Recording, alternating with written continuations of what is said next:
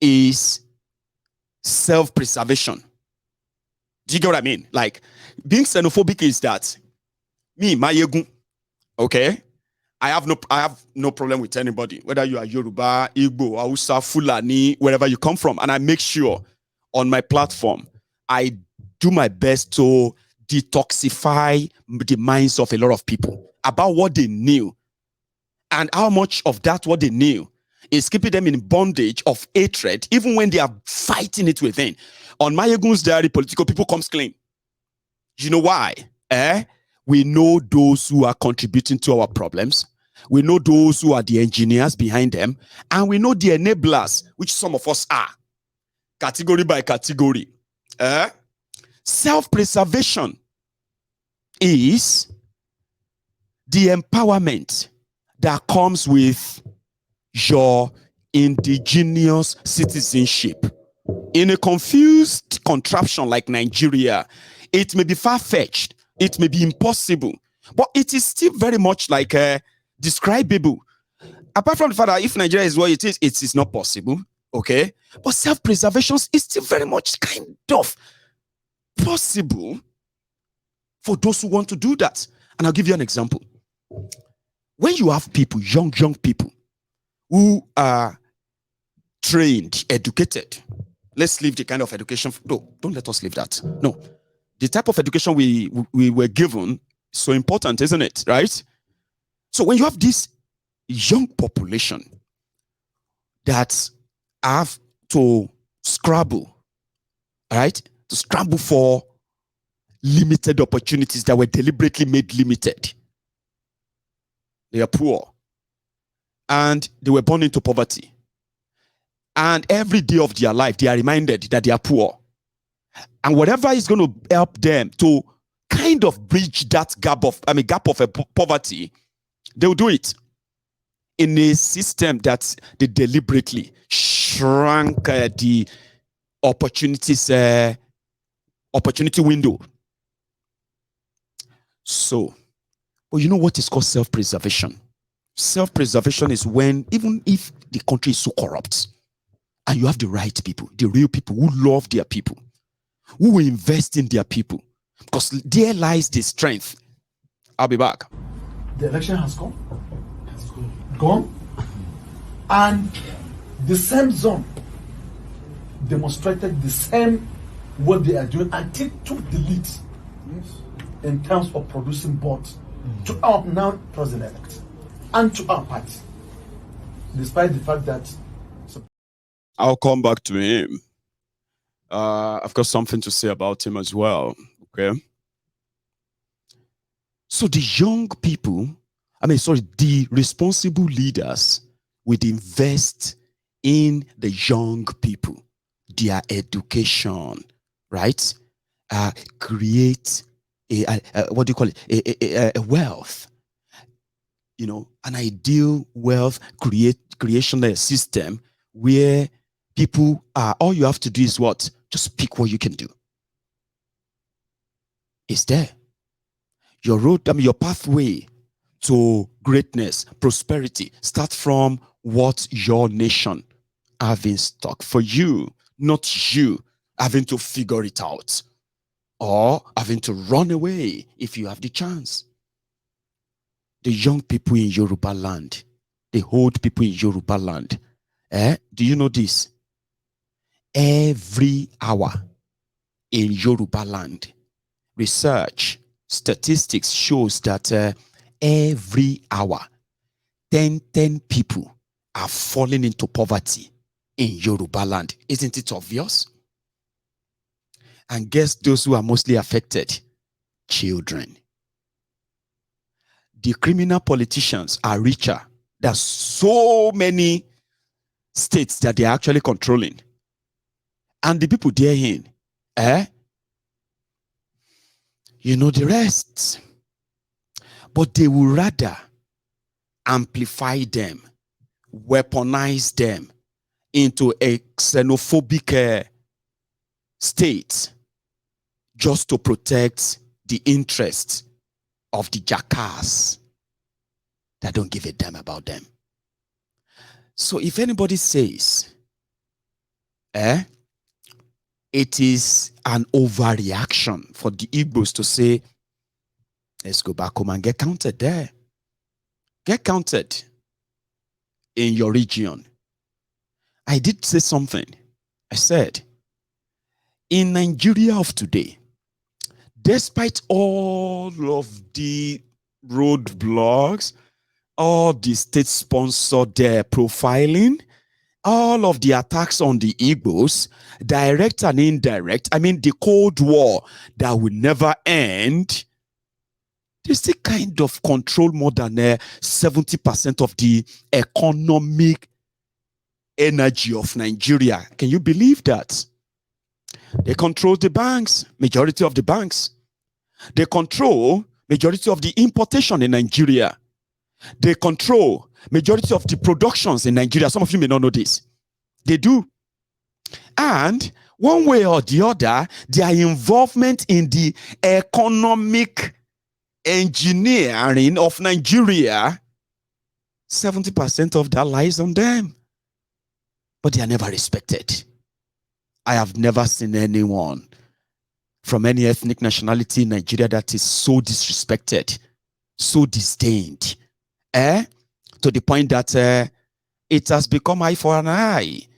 An Igbo man will justify his rage, his anger, in fact, his own hatred and vileness towards the rest of Nigeria based on him of having enough. I've had enough. What is it? Why is it that and they are called overreactors. Oh, they are overreacting. Why are they overreacting? They don't respect Igbos in Nigeria. And in fact, it got to a stage whereby, after all we all know, that we all of us know, no respect for them, because the smallest thing everyone says is that they left their region to develop other people's region. If that is how good they are, then they should go back to their region. But it is so sad and unfortunate that the Nigeria that our heroes past said we were going to inherit is a Nigeria of xenophobia. And there is nothing wrong in telling the Igbos that even if you have not been thinking about it, there is no better time. You know why you are so unique? The only group of people or the only ethnic nationality in Nigeria that actually have a model, a system of wealth creation that could have helped the entire country if Nigeria was a real country, they are the Igbos. Let me tell you about them. It's only the Igbos that understands that it's by recreating wealth within clans that will actually end, right?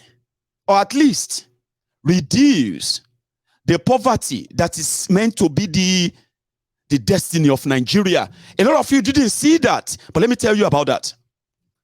In Igbo land, they call them traders. Oh, they are traders. They are this or that. But they run Nigeria economy. How? From before they got to that stage, Nigeria fought a bitter civil war, a genocide, if you want to call it, and over 5 million of them were slaughtered and killed by the Nigeria system. That's not the only thing they did. When the war started, a lot of all of their properties outside their region, many of them were never returned to them, which means even those who had money in the banks, they got all of their own investment, all their savings, everything. If they couldn't prove or give any evidence that they saved that money, they were offered 20 pounds sterling at the time. It doesn't matter if they had millions. But do you know how they recreated themselves? Fine. They started something that, from what I read, right, and seen, they pulled all what they were given together. Their 20 pounds shillings, pounds, they put all of them together in different groups like that. And they gave them to somebody inside that group and say, you take this money and we want you to invest it on our behalf. And guess what happened? They started providing the services that those who thought they had it all, the war didn't affect them. They started providing their services. And you know something? The moment they started getting returns, they had, I forgot the name they call have it. Somebody should remind me, what is the name of that system in Igbo land? That you have to bring somebody into a business, teach them the line, tutor them and then lecture them in a way, guide them until they are ready. Then you give them their own investment. Even if they choose to pursue the same business as you, it doesn't matter. And by so doing, in 50 years, the Igbos that were given, rising from the rumbles of the Civil War, the heart of that Civil War, the ruins and the destruction, they actually saw the entire Eastern region almost 90% destroyed. So they had to start building themselves, building roads by themselves, building shops and the market by themselves, building schools by themselves, building airports by themselves, and building hospitals by themselves, and making more investment, and also teaching themselves how to make more wealth. In 50 years after that war, they have now risen to the pinnacle of the economic structure of Nigeria. Isn't that an impressive story that should be taught in schools? Isn't that a system that should be reciprocated all over Nigeria? So they now brought all this money all over Nigeria. And the people that felt like they have been conquered somehow felt threatened again. Everywhere now them. It is just them. Always them. Everywhere they want to control everything. How did they come by to control everything? Because they rose from that time that they were like, they surrendered. You surrendered. You say, okay, we surrendered. And they rose to that prominence that they became a threat again. They rose to the point that they could stand up and say they want to be president of Nigeria, and the rest of the country is shaking. Well, that's something. But that's actually not the one I want you to see. I want you to see that part. Because see that system. You see that system? Imu Ahia. Is that what it's called? Imu Ahia. That system is it's actually something that other major universities abroad are reciprocating, teaching right now. Oxford, Cambridge, Harvard. They are teaching that system, the Igbo people, the wealth creation system that Igbo people created that brought them here. So, if you have done all of this to prove to Nigeria that you may be down, but you are not dead, what is wrong? If with what happened during this whole election is enough to tell you that if you could develop chanties, if you could develop forest into sprawling business centers, if you could develop shanties, if you could develop ghettos into sprawling estates outside the Igbo region, who says you can do that in Igbo region and go take it back to Igbo land in a way that create that wealth in Igbo land, and your people, the Igbos in Igbo land, the young people that are migrating out of Igbo land, you will make them become the most respected, including all of you with your wealth. Try it. We don't have that in Yoruba land. They want us to be all right, sir. They want our people, our children, to grow up as beggars. They want us to be independent, to be dependent. Sure, you get, by blinding us with we have culture, we have tradition, we need to respect our elders, even when those elders are mortgaging the future of the people they were supposed to actually guide into that future. So that's the job that is now ours, to counter the narrative. And if you don't believe me, some people are already doing it. Go back to Eastern Nigeria, get counted there. In fact, participate in their census. Fill up your state everywhere in Eastern Nigeria. Pull up that number, because you will need it. You will need it. Maybe that can give you an insight to what is actually missing. The Igbo land can actually be the Japan, not because Nigeria wants it to be. But if you could rise from that crucible, from that rumble of 20 pounds to build multi-billion dollars empire in Lagos, in Abuja, all over Nigeria. You could turn that place to heaven. That those who despise you, those who are telling you to go back to your, they will be begging, right, to have a taste of what you can create. But I know I don't have that influence to make you do it. But there are people who listen to me too. I found this. Good afternoon, Mr. Jackson. What are you here, Chief? We are here to inspect the Akulono site. You can see there is a massive work going on here. The businessmen in Lagos, particularly Balogu, have decided to come down to the east and invest. If you are going by the name Akulono, in English translation means the wealth is home. So we have been building and developing other places in Nigeria and even in diaspora. But this time around we decided to come down home and bring our wealth. This is one of the reasons why we are here, to inspect the ongoing work. The people gathered here are traders, investors, professionals, captains of industries all over Lagos. At the moment, we are equally extending the branch of fellowship to those who are in diaspora that will equally join us, because as you can see, this project is so massive. We want to reproduce what is happening in other nations in the Igbo land. We are in Enugu at the moment. This project is in Enugu. We are there with the governor yesterday, where we did a brief ceremony about this project. You can see that this is a milestone. Pray Lord Almighty to grant us the strength to do the job, because we cannot do it without Him. That is the major reason why we are here. We want to transform this place into a mega hub. We have so many facilities here. There are housing. We are building clusters of shops and malls. There are holidays.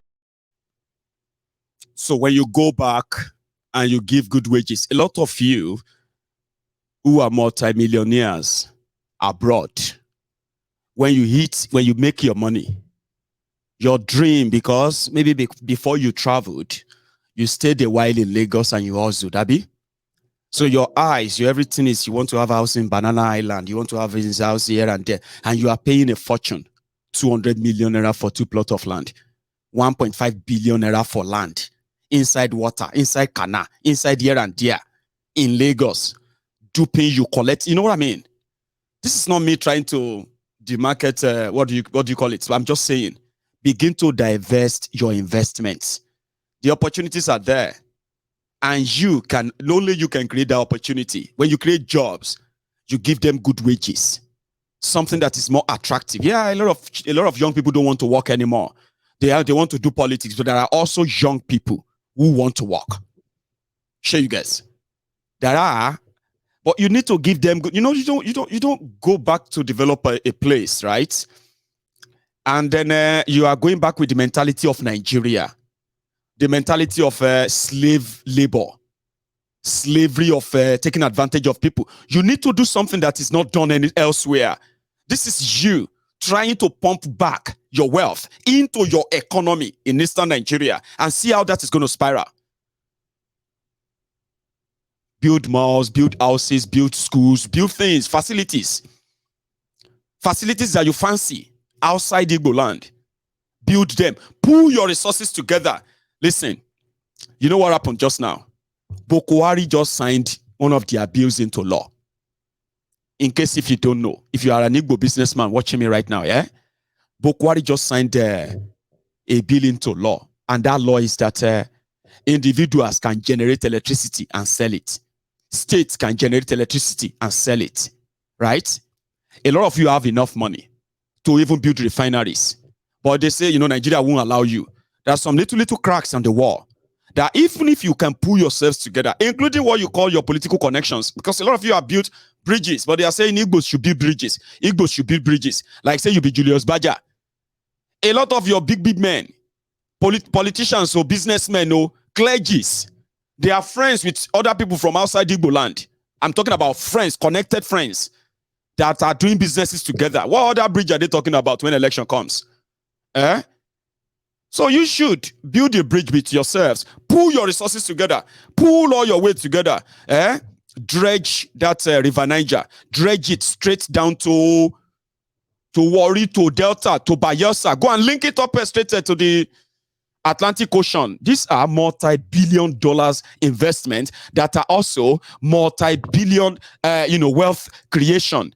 That if they are just there, it's yours. Nobody can come in and just scrape them off. It's yours. Put that resources together and see if you won't be respected. Let an Igbo man talk and nobody will say, and somebody will say, now so all of you Igbo people they do. No, nobody will say that again. Ever. You have money. You have all the billions. You probably controls Legito. The Igbos control probably about 45 to 50% of the wealth in Nigeria. I'm talking about legit, not political money, not politicians who print and steal money. Legit. There's nowhere you won't see them.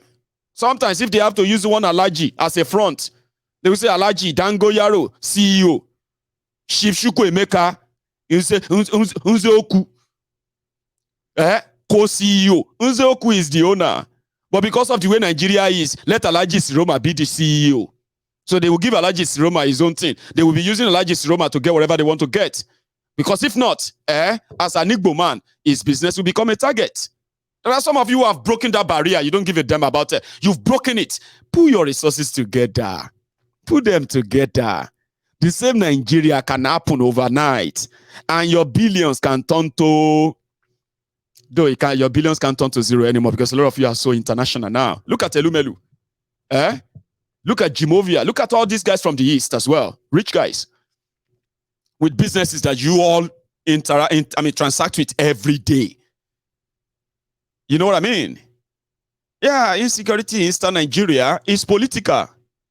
But when the real sons of the land, when the daughters of the land returns, when you return, insecurity will die. Spread this wealth through work, not work without enterprise. WWE. That's what Nigeria represents. It's just an advice. I wish I had so much money now. If I have so much money, I'll start from Abia. I'll go to Abia State. I'll get land there. Maybe just about 5 plots, 1 acre of land in Abia. And I'll just quickly build, small, center where I can just do anything. Like build myself a small, shopping center, or build myself a service center for something. Just anything. Because I can feel it. Even though some will say, yeah, it's just election, it will soon go away. No, it's not. People are taking this serious. And I wish I'm one of the beneficiaries. I wish I have such money. Look into that. I'm serious. Now, the other one, the person that is chasing people out of Lagos, go back to where you come from. MC Olueran. Now, the deputy governor of Lagos State, Sanwo-Eku's deputy, was on Channels Television as well. And they were asking him that, what MC did is, you know what he said? He said, well, if MC broke any law, they should prosecute him. Well, it's not going to order for anybody's arrest, despite all we heard or saw. Yeah, I just wanted to know, you have said that anybody who does that should be, should be made to pay for it. Are you thereby calling for the arrest of Mr. MC Oluomo? Well, I'm not calling for arrest of anybody. I'm not a police officer. I'm not a prosecutor. People will look at the evidence. And, in case of MC Oluomo, he has come out to say that he was actually referring to one woman that is Mama Chinedu or something like that. So there is a video that shows that. And that woman said, well, he was talking to me and that we've been friends, or he's been my customer for years that he was talking to her. So, so I don't know. I don't know the facts. I don't know the facts. So, but people should examine the facts, and if in truth he has broken the law, of course he must pay for it. It's as simple as ABC. So it's not, but my point, which I want to make, because we all diminish this country when we actually exaggerate what happens. That's my point. My point is that you have an election where you have this number of polling units and you have less than 1% that has a problem. And we now make it look as if that 1% is more important than 99%. I think that's just outrageous. Okay, well. And we should not diminish our country and say the election is bad. No. This is a great election. Yes, elections. Atrocities were committed and people should pay for Elections have come and gone, and all kinds of permutations are not just going to go away. But governance never stopped. Absolutely. I saw the statement that Shembo Wetie. Amzat said that because of 1%, you cannot then say, the old processes are blah, blah, blah. But what would you expect him to say? In Lagos, 3 people died. 3 party agents of Labour Party, they were killed. 22 people. No, hang on. Before I get to that, they said 5 people lost their sight. God knows the kind of beating they were given. They lost their sight. 2 people are currently in coma, which means whether they're going to live or die, they don't know. Yeah, I just wanted to know, 22 people of a Labour Party, they currently have the bullet pellets in their body, and they will require operation to get them out. All because of one thing. They opposed APC, Egbekegbe, in Lagos. 3 people killed. But to Amzat, 1% cannot, 1%. I am happy that there is already a report that the International Criminal Court has been petitioned. And some people have been reported to be investigated for crimes against humanity, incitement, ethnic, tribal incitement in Nigeria. Bayo Ononuga, Femi Fani-Kayode, Festus Keyamo, and many of them like that. And the ICC has received their letter. There are others who are already organizing what is called a global campaign protest. That we further tell the world the atrocities of these criminals and what they are up to in Nigeria. Don't go anywhere. Take this one, whole body again. I'm coming. This is time I should tell you about this video. You see that clip? Those are the Nigerians, protesting the election. And they were protesting to the UK embassy, US embassy in Abuja. I think you should watch it again. When I remember goodbye, water run away me.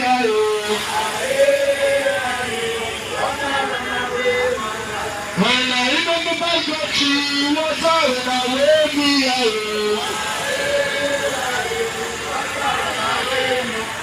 Water run away me. Water run away me.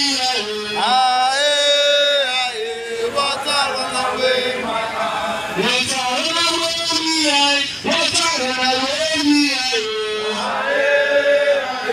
Water run away my heart. I remember water run away me. Water run away my heart. Water run away me.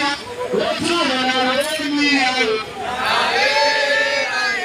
Water run away my heart. When I remember water run away me.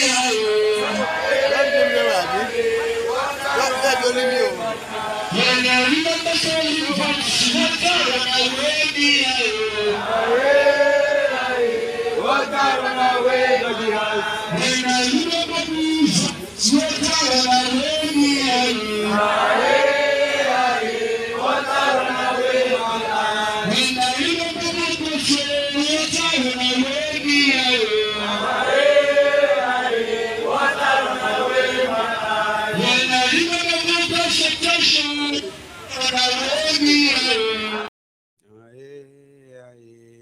Run away me, Cyril, a lot is changing now.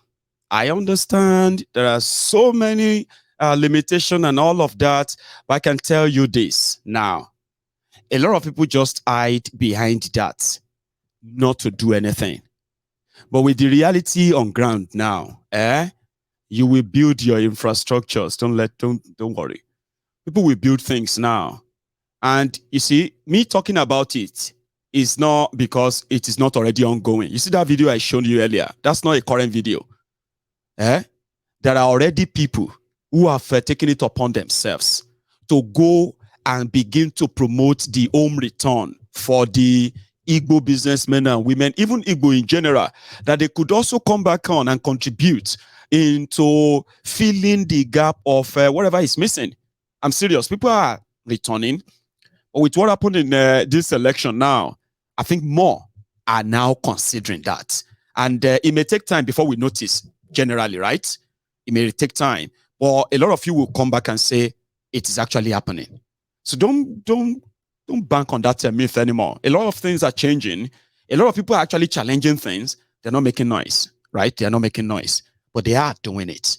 But with time, it will become so obvious that even you will begin to believe that, I think there's strength in number. There is power in number. I do believe that. And as I have that advice for my Eastern brothers, the Igbos and the Biafrans, the entire Eastern region, including the Niger Delta and all that, right? Self-preservation. If anybody tells you that the way to self-preserve, the way to earn respect is to kill people, to prove it. No, that's not how to prove it. I am a Yoruba man, right? And in my own capacity, as tiny as I am doing my best to encourage Yorubas to come together, pull their resources together, and push them into the economy of the Yoruba land. Impact enough that the people that are under the bondage of the political bondage of these criminals in Yoruba land, the people that prefer to preserve Yoruba land by killing non-Yorubas or threatening them, we want to reorientate them. We want to empower them. We want to give them economic support. And like I said, I may be so tiny, Mayegun, but if you look at those around me, whenever I call them, and I continue to let them know that they may not know what they are capable of doing until they do it. Now, that mentality of trying to bring the genuine Yorubas, including rich Yorubas, to believe in idea that preserving Yoruba land is to preserve the dignity of the Yoruba children. They are the future. If we raise beggars, if we raise hateful people that blame other people for why they are not making progress or what have you, if we raise them, we will end up worse off than we can ever imagine. So somebody like myself, with so many other people, right? We may not be making so much impact yet. But you know something? We believe in ourselves that as long as the ideology behind the Yoruba Union, for example, right? The ideology behind it is for every Yoruba to know what is going on in Yoruba land. And at the same time, to get connected to what is going on in Yoruba land. Not just that. And at the same time, to get involved in resolving what is wrong with Yoruba land. That's what Yoruba Union means. So, in my journey, I strongly believe that I am going to come across Yoruba billionaires too. That also, with all of their resources and their billions, they will believe in that the unity and the union of Yoruba people that comes from wealth distribution, wealth redistribution, wealth creation, opportunities. That is how to preserve the people, preserve the dignity, preserve the culture, preserve the tradition of a people. It's not by turning them to fodder kion. They just want to hate other people simply because they've made their lives boring and poor. When you are poor, you hate people. Do you know that? Yeah, you're kind of going to be so kind of grumpy. Poverty is not something so good. And attacking our people with poverty by this political class is actually a threat to Yoruba land than any other nonsense they are feeding our people. So me as a person, I just believe that we could do it. I mean, if I come here and I say, okay, you know what? We need to go back and do so and so, you won't believe it. People with their millions, they are so eager, happy to pull them together to help the people they don't know in Yoruba land. You see that ideology, yeah? So it's almost the same. We have a lot of people that believe that we've got land, we've got this, we've got that. We could explore them, we could use them to the advantage of our people. That's the idea. Sure you get? So eventually, if we succeed or when we succeed in helping the orientation of our people, letting them, helping them to acknowledge what is right from what is wrong and do what is right and keep it up. That's our job. Okay? And I'm inviting you to join us too, Cyril. I believe strongly in the strongness and the spirit, the oneness spirit of, or the can-do spirit of the Igbos. I've seen it. I have seen it. I have read about it. And I kind of believe it because I've seen it.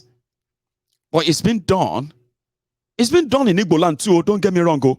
Some of the money that they are bringing down to southwest Nigeria, they are not from southern Nigeria. I'm sorry, southwest Nigeria. Some of them, villages, some of them, when their Oga settle them in Aba, they don't want to stay in the same Aba with their Oga.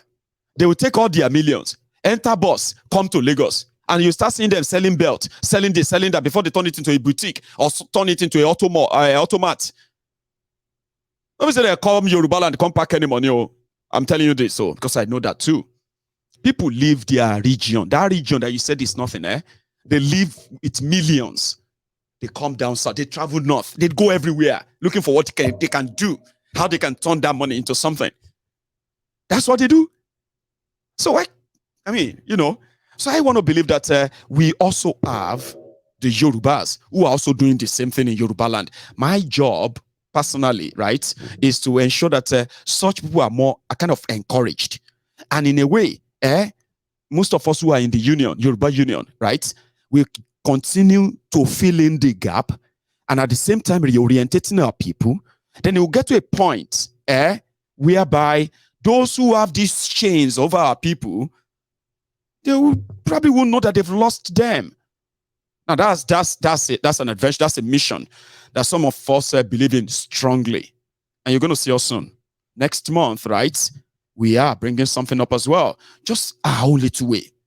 The Igbos can do big things in a big way. I've seen you done it. And if you want to earn any respect, it's not by building skyscrapers in Lagos. It's not by owning a massive estate in Abuja. It is by you following your own doctrine. Redistribute your wealth. Let it go around those who are actually from that region for real. Empower them. Nigeria will respect you. I just believe Nigeria will respect you in a way, and you will never have to remind them your worth anymore. Now, there is this story. It's a Yoruba political history. I'm going to read it with you, okay? You've heard about Operation Wetie. Now, Operation Wetie was a political war that happened between politicians. But this time around, it was the politician of the era, Obafemi Awolowo, and Akintola. Now, History Vile that shared and published this story 4 years ago. Yeah, that was 4 years ago. So I found it kind of interesting. I want to share it with you. I'll read it. Then possibly I will take calls. Okay? But if time will allow. If time doesn't, well, fine. We've had quite interesting night so far, I would say. So I'm going to read. If you are still watching, maybe we should just take a minute break, okay? Take a minute break, like this broadcast, because just in case if you change your mind and you want to go away, this is an interesting story. I'll share you the link and you can read it too, right? And then maybe to kind of juggle your mind or your memory of some of this story, okay? So yeah, a minute, and then we will continue.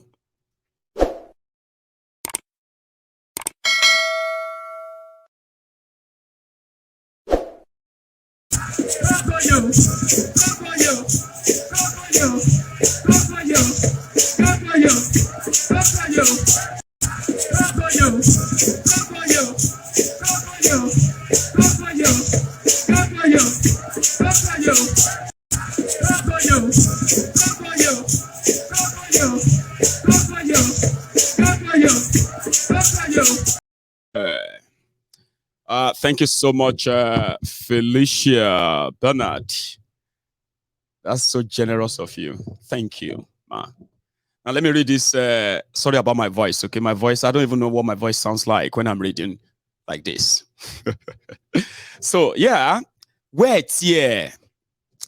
The Operation Wetie of the First Republic, Western Region in 1965 was one of the excuses Majors Emmanuel Ifejuna and Kaduna Nzeogu with their cohorts gave when they struck on the morning of January 15, 1966 to end Nigeria's First Republic. There were widespread looting, riots, and murder, as many political opponents were also burnt alive.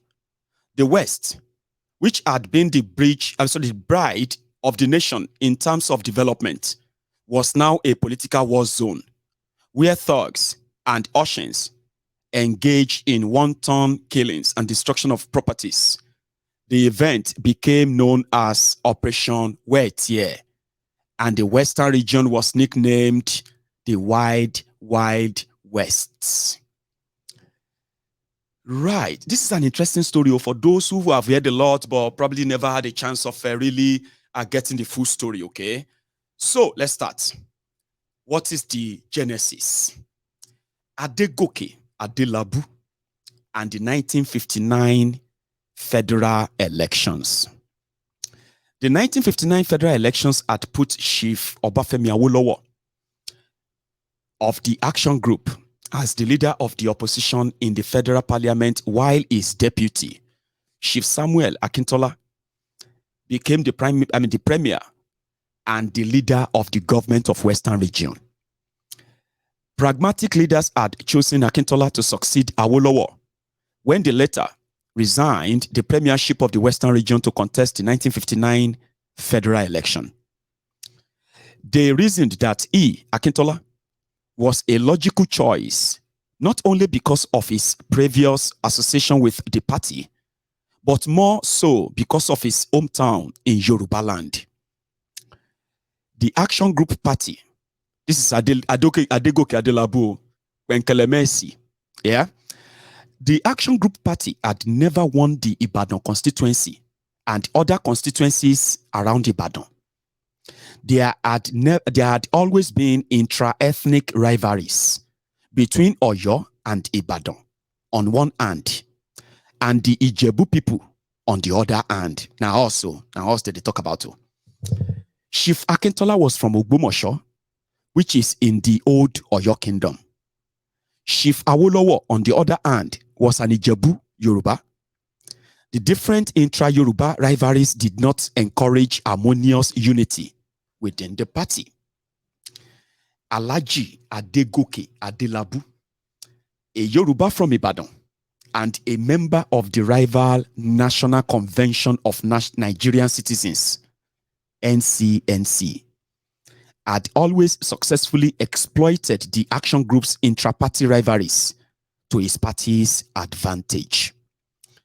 With Awolowo going to the federal parliament and Adelabu dead due to a motor accident and hence out of the political scene, the Action Group could win all the seats in the old Oyo Kingdom as a result of the traditional son of the area, Akintola, as the premier of the region.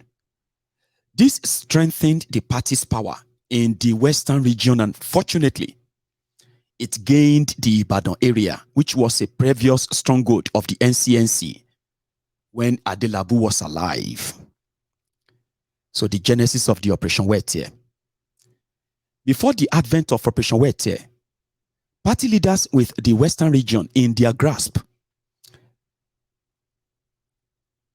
party leaders started plans to gain power at the federal level, having 125 seats in the north and 14 seats in the east in the 1959 elections. But the party could not form the federal government through votes based on the conditions of the country, as the northern region alone was 2.5 times the size of the other western and eastern, other regions, western and eastern put together. This is Obafemi Awolowo. So they suggested that the only way to power at the federal level was to form a national government, which would comprise all the ruling parties in the different regions. The implication was that the Action Group Party would refrain from any serious political activities in the other regions, where it had established a small but virile political base. Akintola was in strong favor of forming a national government which would include all the ruling political parties, and advocated an approach to the NPC, Northern People's Congress. But Awolowo and other party members were opposed to it. Instead, they suggested that the party should make advances to the southern NCNC and not to the NPC. Their hope was that the Action Group and the NCNC could team up together to contest the next federal elections and will break northern Nigeria and the east into more regions.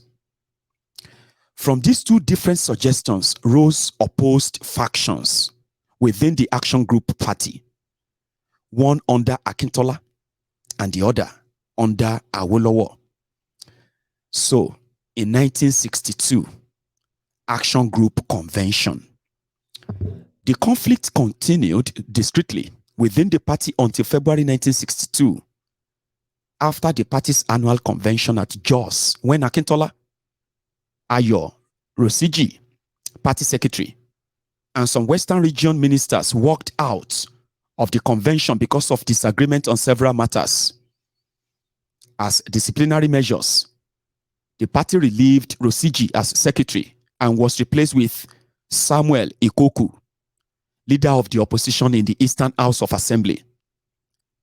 More importantly, the post of the party's deputy leader, which Akintola held, was abolished. The executive committee of the party also found Akintola guilty on 24 charges, to which he pleaded guilty and asked for forgiveness. The party held firm and decided that Akintola should be removed from his positions his positions he held as its deputy leader and as the Western Region Premier. The former was done by the party, and the latter was to be executed by the governor of the Western Region, Oba Sir Adesoji Aderemi Dioni of Ife. Akintola accepted the first punishment but rejected the second, and maintained that he had not been given the chance to test his popularity on the floor of the Western House of Assembly. A majority of the members signed a petition withdrawing their support from Akintola and presented it to the regional governor. More importantly, they asked the governor to use the powers conferred on him under Section 33, subsection 10 of the region's constitution, to remove Akintola from office, to which the governor complied. The relevant section of the constitution states that, in quote, the governor shall not remove the premier from office unless it appears to him that the premier no longer commands the support of a majority of the House of Assembly. As expected, Akintola challenged his deposition in a lawsuit at the High Court of Western Nigeria, who then transferred it to the Federal Supreme Court in Lagos to rule on the constitutionality of the dismissal. Now, a rumble in the jungle. Meanwhile, the Action Group Party chose a new premier in Alhaji Dauda Adegbenro, whom the governor appointed. The new premier was to seek a vote of no confidence in the Western House of Assembly on May 24th, 1962, when Akintola's faction chose to disrupt the proceedings. And because of the ensuing fracas, had the federal government dissolved the House. At the time of the legislature was to meet, some members of Akintola's factions in the House went in and smashed windows and furniture and beat up members of the parliament. Chief Odebi, Minister of Finance and leader of the House, was about to move the first business motion of the day when Mr. E.O. Oke, Ogbomosho Southwest, jumped up, raised an alarm, and flung a chair across the floor of the House. Mr. F. Ebubedike, Badagry East, seized the mace and smashed it on Mr. Speaker's table. Mr. S.A. Adeneya, Oyo East, then seized the chair and hit the Minister of Trade and Industry, Mr. K.S.Y. Momo, on the head. He was rushed to the hospital for treatment. At this stage, members of the Akintola faction, assisted by the NCNC opposition, smashed chairs and tables, and the police had to use tear gas to disperse the scuffling. After both premiers, Adegbenro and Akintola, petitioned the Prime Minister, Alhaji Sir Abubakar Tafawa Balewa, as the assembly reconvened again. Unfortunately, the outcome was as severe, even worse, according to witnesses, as the first time.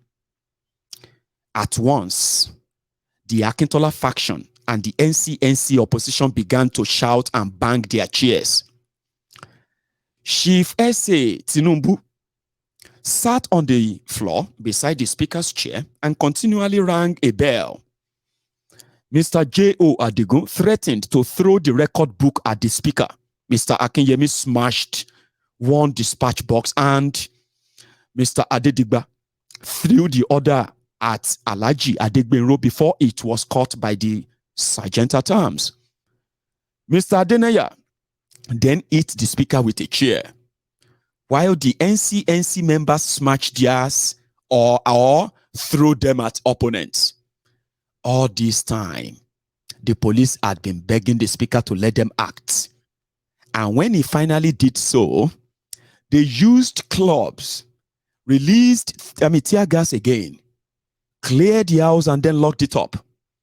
This action would eventually act as a precursor to Operation Wetie. Then came the state of emergency. Because of the chaotic atmosphere, Prime Minister Balewa declared a state of emergency in the West on the 29th of May, 1962. Before an emergency session of the Federal Parliament in Lagos, Obafemi Awolowo, leader of the opposition, replied that a state of emergency did not exist in the Western region, as the violence was only confined to the regional House of Assembly, while the rest of the West was calm and quiet. Awolowo's objection was to no avail, and the Federal Parliament passed a bill that declared a state of emergency in the West, with the right to detain and restrict persons, and the imposition of curfews, with the appointment of Dr. Moses A. Majekodunmi, a distinguished gynecologist, a senator, and a federal minister of health as the sole administrator of the Western region. Now, Majekodunmi's first act was the service of restrictions on a number of people, This included two premiers, Akintola and Adegbenro, Obafemi Awolowo, and R.A. Fani Kayode. While the restriction orders on Akintola's faction and NCNC members were lifted in barely 2 months, those of the action group members remained restricted. Dr. Majekodumi also instituted a commission of inquiry headed by George Baptist Ayodola Koka of the Lagos High Court into cooperations owned by the Western region, and the commission revealed instances of poor administration and misappropriation of public funds for the benefit of the Action Group Party. The report came down hard on Awolowo and other Action Group members in his faction, but exonerated Akintola. The stage for the final act was set in the commission's report of a treasonable felony on Awolowo and his Action Group members.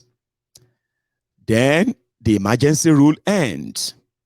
So searches in the Nigerian police carried out in the country during the emergency period in Western Nigeria revealed large quantities of arms and ammunitions which some Action Group members imported into the country to be used, allegedly, to overthrow the federal government.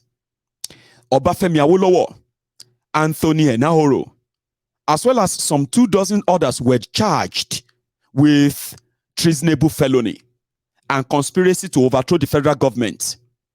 Awolowo was sentenced to 10 years, while Enahoro and others were sentenced to 15 years imprisonment. These actions led to the demise of the Action Group, and on December 31, 1962, the state of emergency was lifted. Now, on January 1st, 1963, Akintola was reinstated as Premier of Western Region and the head of the new government at Agodi, Ibadan, the seat of regional government, with the formation of his new party, United People's Party, UPP, which consisted of those former Action Group Party members he was able to win to his side on his expulsion from Action Group. It was a coalition government that was formed by the UPP and the NCNC, which had previously formed the opposition. The Action Group Party, which had previously formed the government of the Western region, now moved into opposition. In 1964, the UPP had evolved to be the Nigeria National Democratic Party, NNDP, with Akintola as the leader, and as a friend of the ruling party, NPC, Northern People's Congress. Hence, the 1965 Western regional elections gave the NPC another chance of maintaining its political power in the country, a hegemony which other political power found irksome. Now, more importantly, the NNDP was determined to remain in power. In the face of all overwhelming odds against the NNDP, should the election be free and fair, it was left with one alternative: to rig the elections. Now, 1965 Western regional elections. Whether or not the NNDP was following precedents established by previous political parties, the massive rigging of the Western region elections of October 11, 1965 was flabbergasting. The method of electoral fraudulence employed were the familiar ones, but the scale to which they were used was overwhelmingly much more severe, which unfortunately led to the famed Operation Wetie.